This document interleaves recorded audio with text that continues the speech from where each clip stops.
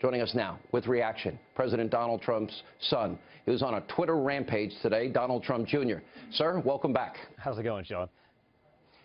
Just give me your general thoughts first. I obviously said a lot there. Yeah, I think you probably covered it all in that monologue. I was just sitting here eating popcorn. But listen, you said it Gee, best. thanks a lot. This has been a 10-month witch hunt. This is the only thing that they had on Trump. This is what they did to distract him from being able to get the stuff done that he was elected to ultimately do.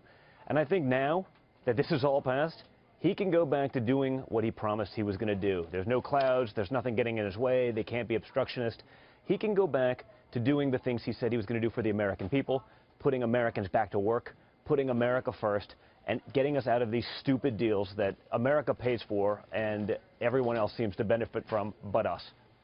You know, Don, maybe you're a bigger man than me, but to me, politically, they've been trying to take him out. Yeah. And there's been so many lies here. Number one, for example, not only did he not encourage Comey to stop, he encouraged him to go forward with the investigation. Even satellites around him, meaning the people that are close to him in his campaign and elsewhere. He never was being investigated. Comey wouldn't tell anybody. Comey then turns out to be the big leaker. He would never tell anyone about that. He would never mention that. But Rubio said it best. That's literally the only thing that hasn't been leaked in D.C. during this time period. The fact that he was never under investigation, that there was never a shred of evidence that he did this. But this is what they hung their hat on for this long, and that's pretty scary to me. That's sad.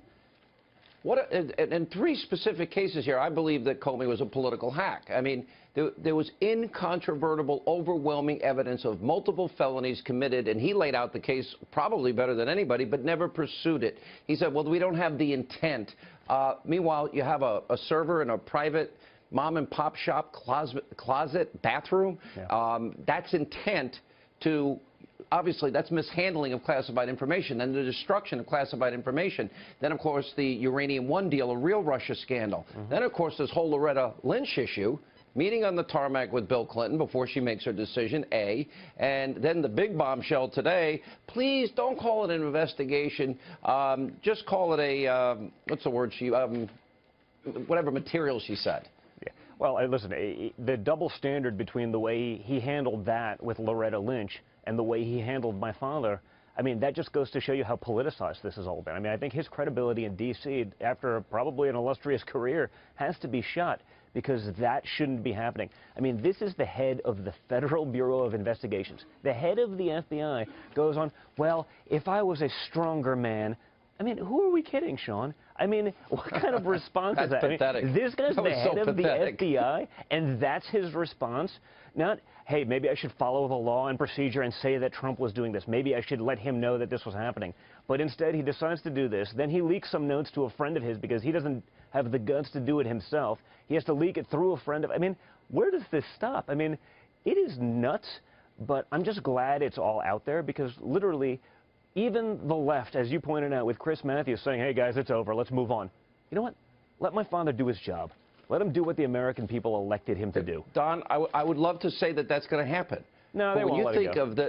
Well, it's even that, but it's even deeper. When you think of the level of vitriol, hate, it's been directed at you and your brother. They're even attacking your sister and your 11-year-old brother and the president's wife and anybody close to him or anybody that expresses a like towards him and agrees with him.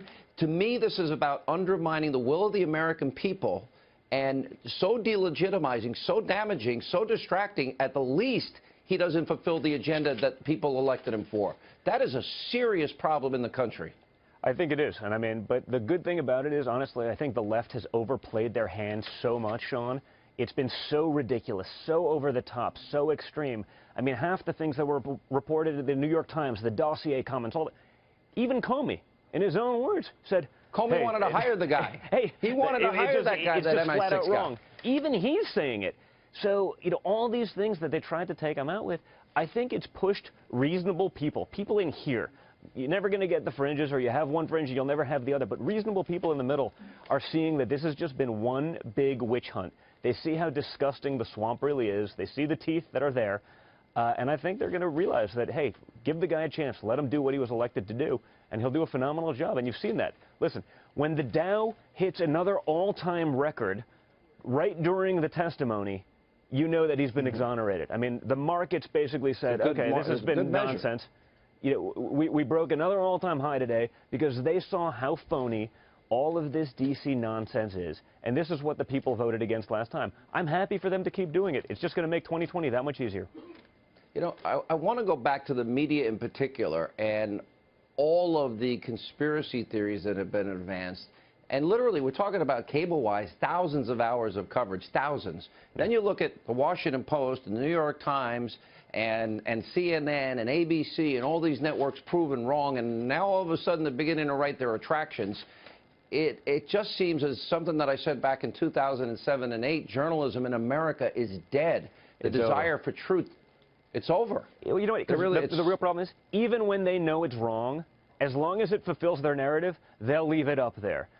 They'll leave it up for an extra couple hours. The retraction somewhere in the middle, it just never really goes away. They can't let go. And it's not about reporting the truth anymore, Sean. It's not about journalism. You know, even when I was born, it was, hey, we report the news. Then it became sort of journalism, we'll put our spin on the news. Now we're just going to craft narratives and just run with it. It's pretty sad, and it's a shame because it would be an important profession, and it's why he's on Twitter all the time. He's going to play monkey in the middle. He's going to play monkey in the middle because if they're not going to be honest, if they're only going to report what they want to hear, not what he actually says, he's going to go right to the people. And that's how he got elected. And by the way, I'm a convert to him being on Twitter because I agree he's got to bypass this corrupt media. And I think after all the exposure, and this will pan out in the next number of days, we got to do it. You're a bigger person than me. I think I'd be a little angrier than you tonight. And it's only because it's late, and I've been going pretty hard all day. A job to do. Yeah, well, that's true. I actually enjoyed your tweets during the testimony. I was retweeting a lot of it later. All right, Don Jr., thank you. Good seeing you, Sean. And up next.